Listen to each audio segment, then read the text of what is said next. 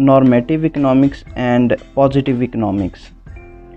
Normative economics जो है वो डील करती है फिर ऐसी ब्रांच को कि जिसमें सजेशन पास की जाती हैं जिनको हम प्रूव या डिसप्रूव नहीं कर सकते।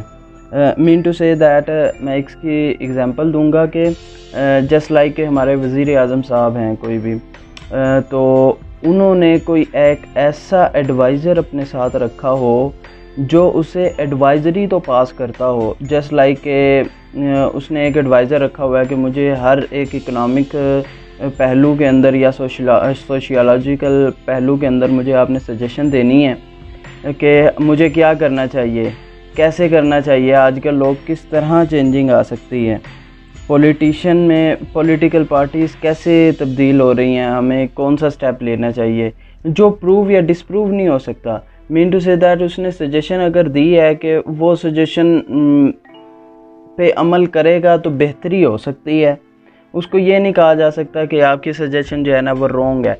जस्ट लाइक ये जो नॉर्मेटिव इकोनॉमिक्स होती है इसके अंदर लॉज नहीं होते, जैसे कि लॉज कोई बयान कर दिया जाए जैसे कि energy can not be created nor be destroyed.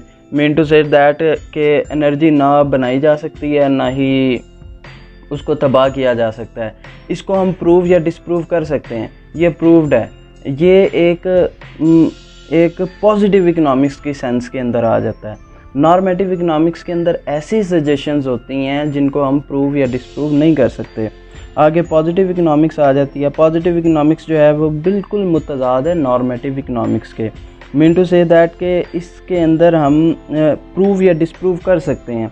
इसमें प्राइम मिनिस्टर या फिर कोई हायर अथॉरिटीज़ जो हैं वो अपने साथ कंसर्न हो गए, साइंटिस्ट, उसके अलावा डॉक्टर्स हो गए, मुख्तलिफ लॉज के से रिलेटेड जो हैं उन्होंने एडवाइज़र रखे होते हैं जो जस्ट डील किससे करते हैं कि वो अपना एक रवैया या अपने एनालिटिक्स या फैक्ट्स वगैरह बयान करके बताते हैं कि आपको कहाँ चलना चाहिए, किस तरह चलना चाहिए।